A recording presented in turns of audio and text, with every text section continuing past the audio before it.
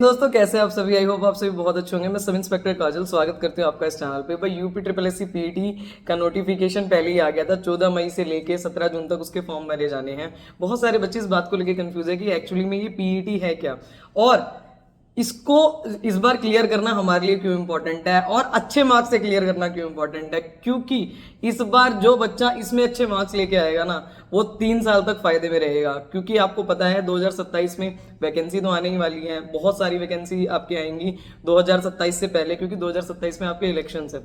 तो इसीलिए आपका इस बार का पीईटी का स्कोर अच्छा होगा तो आप आने वाली कम से कम 15+ वैकेंसीज में भाग ले सकते हैं। यूपी पुलिस और यूपीएसआई को छोड़ के ऑलमोस्ट जितनी भी वैकेंसी यूपी में आती हैं सब में आपका पीईटी का स्कोर लगेगा।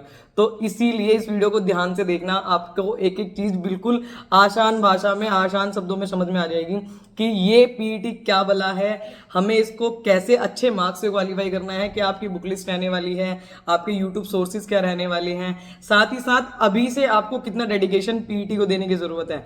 क्योंकि ये जो टेस्ट है ना, यही टेस्ट आपके आगे आने वाले 3 साल डिसाइड करने वाला है। क्योंकि देखो 2021 में, 22 में, 23 में जितनी बार भी पीटी हुआ वो एक एक साल के लिए अलाउड था, मतलब उसकी जो एलिजिबिलिटी थी वो 1 साल की थी। पर इस बार के जो पीटी है ये आपका 2027 तक लगभग आपको बहुत बहुत फायदा करने वाला है। क्योंकि बहुत सारी वैकेंसीज आएंगी। और एक मिडिल क्लास बच्चा जो होता है, जो एक गरीब तबके का बच्चा होता है, वो हमेशा एक चीज समझ के चलता है कि इलेक्शन आने वाले, इसका मतलब वैकेंसी आएगी, है ना। तो इलेक्शन आने वाले हैं, वैकेंसी आएगी, तो आपको भी अच्छे से पढ़ना पड़ेगा। आप बाकी एग्जाम्स के साथ भी इसकी तैयारी कर सकते हैं, नहीं कर सकते, इस बारे में भी बात करेंगे। कि कोई बच्चा यूपीएसआई की तैयारी कर रहा हो, आरआरबी एनटीपीसी की उसने तैयारी करी हो, साथ ही साथ यूपी पुलिस कांस्टेबल की उसने तैयारी कर रखी हो, दिल्ली पुलिस कांस्टेबल जो कि आने वाला है, उसके साथ साथ क्या इसकी तैयारी हो जाएगी।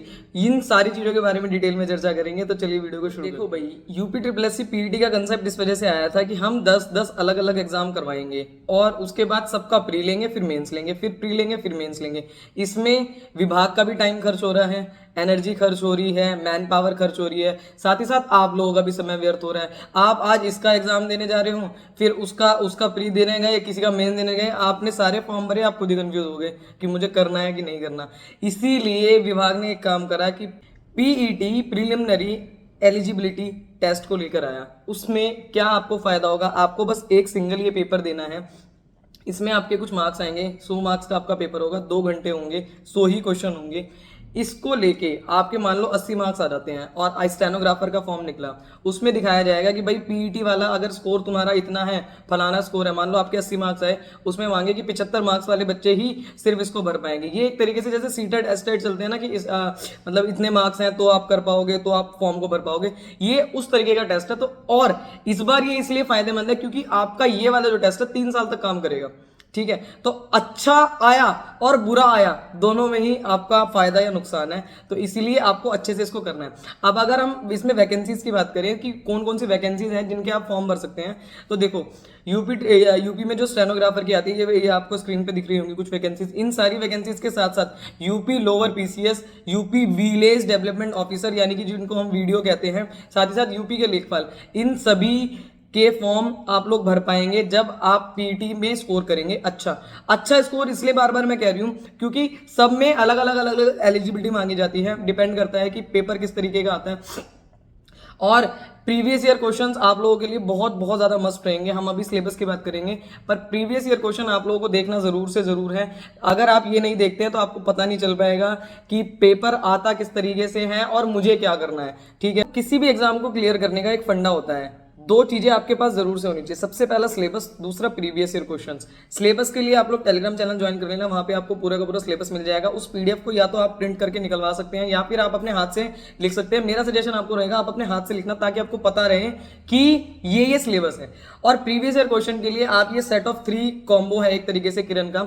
इसमें आपको मैथ्स का मिल जाएगा, रीजनिंग का मिल जाएगा, साथ ही साथ सामान्य ज्ञान का मिल जाएगा। सामान्य ज्ञान का तो बहुत ही ज्यादा इंपॉर्टेंट है आपके लिए, क्योंकि इसमें ज्यादातर जो क्वेश्चन है, ज्यादातर जो प्रश्न है वो सामान्य ज्ञान से आने वाले हैं। अभी हम सिलेबस के बारे में डिस्कशन करेंगे। तो ये पूरी की पूरी बुक जो सीरीज है ये आप लोग ले सकते हैं। प्रीवियस ईयर क्वेश्चन से आपको ये पता चलता है कि भैया पेपर आता कैसे है, ठीक है। तो पेपर को जानने के लिए आपके पास प्रीवियस ईयर क्वेश्चन की बुक जरूर से जरूर होनी ही चाहिए, ठीक है। अब हम चलते हैं स्क्रीन पे ताकि हम एक बार डिटेल में सिलेबस को समझ लें, और बुक लिस्ट के साथ साथ अब मैं एक साथ बुक लिस्ट भी बताऊंगी, और साथ ही साथ मैं आपको ये भी बताऊंगी कि यूट्यूब के कौन कौन से सोर्सेज है जहां से आप फॉलो करके बढ़िया तरीके से पढ़ाई कर सकते हैं, ठीक है। तो चलिए स्क्रीन पे चलते हैं। अब ये देखिए, ये है आपका सिलेबस, ठीक है। ये पूरा का पूरा आपका सिलेबस है। इसमें हम साथ साथ बात करते हुए चलेंगे कि आपको ये कहाँ से पढ़ना है, कैसे पढ़ना है, ठीक है। और इसमें एक और चीज़ है कि आपको मैंने ये ले लिया ब्रश। अब मैं आपको बताते चलूँगी। देखो, सबसे पहले इसमें 5 नंबर की आएगी आपकी इंडियन हिस्ट्री, ठीक है। 5 नंबर की आपकी इंडियन हिस्ट्री आने वाली है, जिसमें ज़्यादातर जो प्रश्न हैं, जैसे सिंधु घाटी सभ्यता हो गया, वैदिक संस्कृति होगी, बौद्ध धर्म हो गया, जैन धर्म हो गया, मौर्य वंश हो गया, गुप्त वंश, हर्षवर्धन। अब ये आपका मोस्ट ऑफ द पार्ट जो है, इतना पार्ट जो है यहाँ तक का, ऑलमोस्ट राजपूत काल तक, ये सारा का सारा पार्ट आपका एंशिएंट हिस्ट्री का है, ठीक है। यानी कि एंशिएंट हिस्ट्री इसमें ज़्यादा पूछी जा रही है। उसके बाद अगर हम बात करें कि राजपूत काल, सल्तनत काल से लेके और यहाँ तक ब्रिटिश राज से लेके, ये आपका पूरा का पूरा आ गया मॉडर्न हिस्ट्री का, ठीक है। तो आपको कोशिश ये करनी है कि जब आप प्रीवियस ईयर क्वेश्चन देखेंगे, PYQ देखेंगे, तो उसमें आपको पता चलेगा कि इसमें ज़्यादा जो पार्ट है ना, वो इस पार्ट से ज़्यादा पूछा जाता है।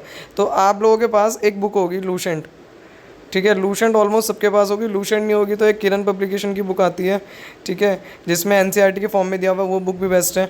अगर वो नहीं होगी तो येलो बुक होगी आप लोगों के पास, आप लोग उसी से कवर अप करते चलो, कोई ज़्यादा दिक्कत की बात नहीं है। आपका जो पूरी हिस्ट्री है वो उसी से कवर अप हो जाएगी, ठीक है। अब हम चलते हैं इंडियन नेशनल मूवमेंट पे। अब ये देखो, इंडियन नेशनल मूवमेंट ये लोग चाहते तो इसमें भी दे सकते थे, क्योंकि ये मॉडर्न हिस्ट्री का पार्ट है। किसका पार्ट है? मॉडर्न हिस्ट्री का पार्ट है।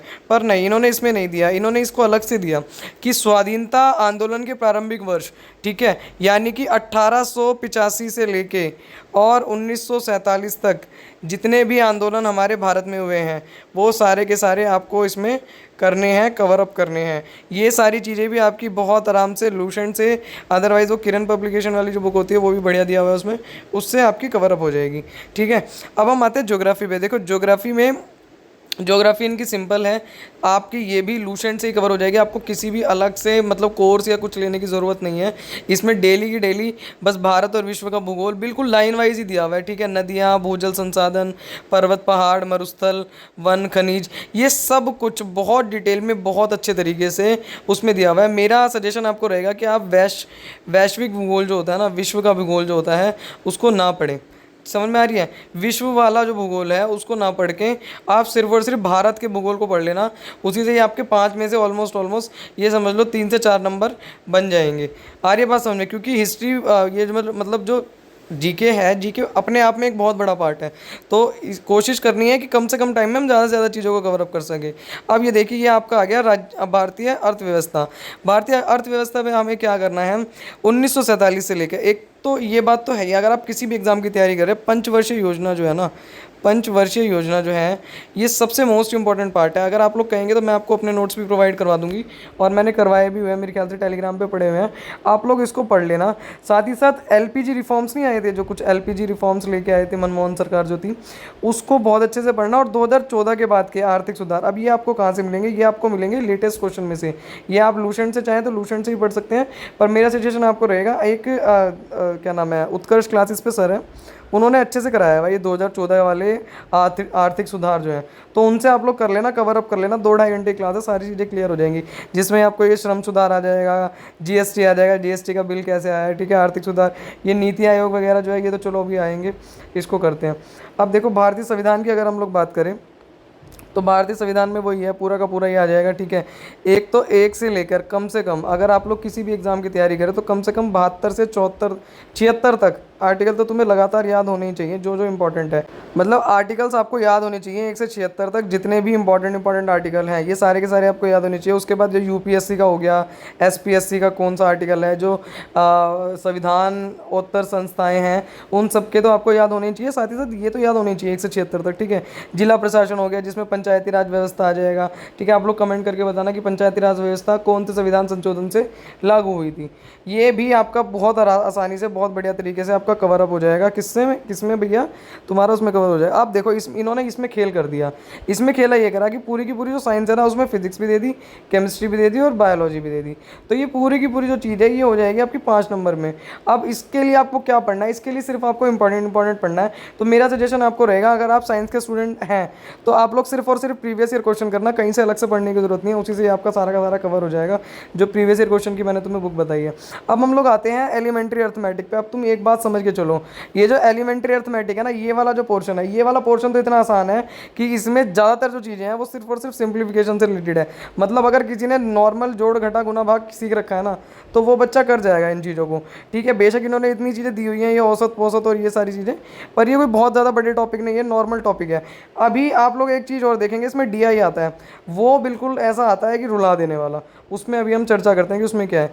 अब हम आ जाते हैं सामान्य हिंदी पे। देखो सामान्य हिंदी के लिए आप लोगों के पास, अगर कोई UPSC की तैयारी कर रहा है तो आप लोगों के पास वो होगी, बुक होगी। ठीक है, राजपाल यादव की या लूसेंट की।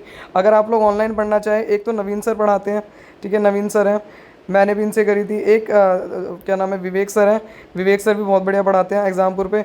इनसे आप लोग कवर अप कर सकते हैं, बिल्कुल आपकी एक एक चीज़ कवर कर देंगे, सारी चीज़ों का आपको समझ में आ जाएगा। ठीक है, मुहावरे लोकोक्तियाँ वगैरह जो है ये नॉर्मली आप लोग कहीं से भी कर सकते हैं कवर अप, लूसेंट से करना चाहो अगर आपके पास लूसेंट है तो। अदरवाइज अगर आपको ऐसे PDF चाहिए हो तो आप कमेंट करके बता देना।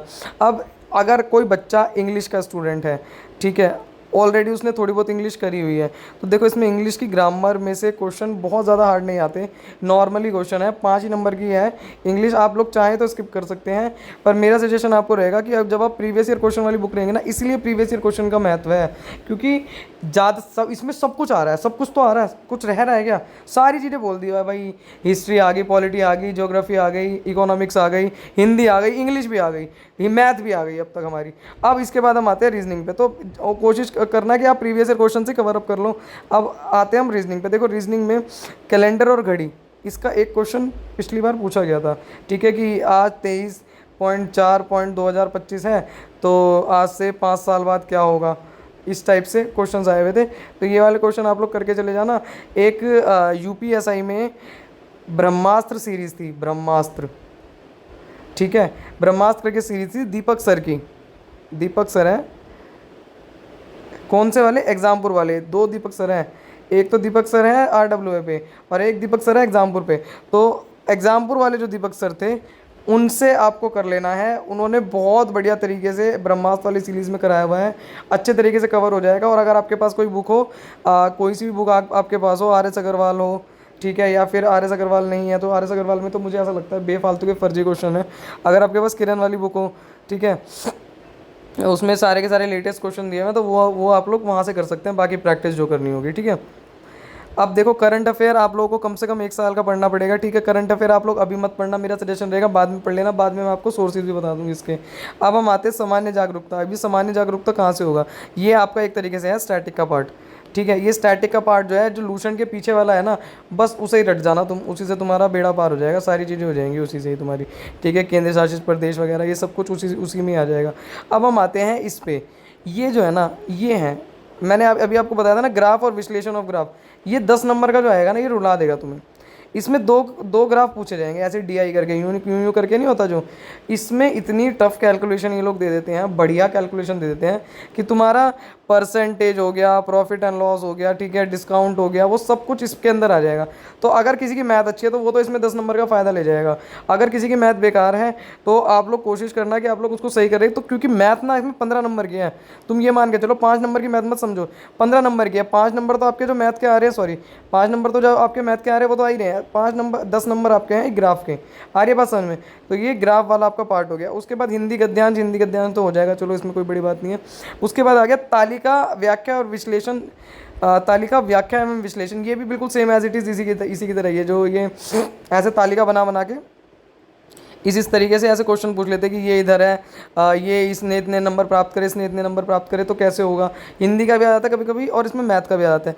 इसीलिए प्रीवियस ईयर क्वेश्चन इंपॉर्टेंट है। प्रीवियस ईयर क्वेश्चन करोगे तो तुम्हें पता चल जाएगा कि किस तरीके से तुम्हारा पेपर आने वाला है। ओके, तो आज की वीडियो में इतना ही। अगर आपको कोई डाउट हो तो आप लोग कमेंट कर सकते हैं, ठीक है। जब शुरू में मैं वीडियो डालती हूँ तो मैं लगभग 2 से 3 घंटे देखती रहती हूँ कि अब किसी बच्चे को कोई डाउट तो नहीं हो रहा। कोशिश करती हूँ कि मैं देख लूँ।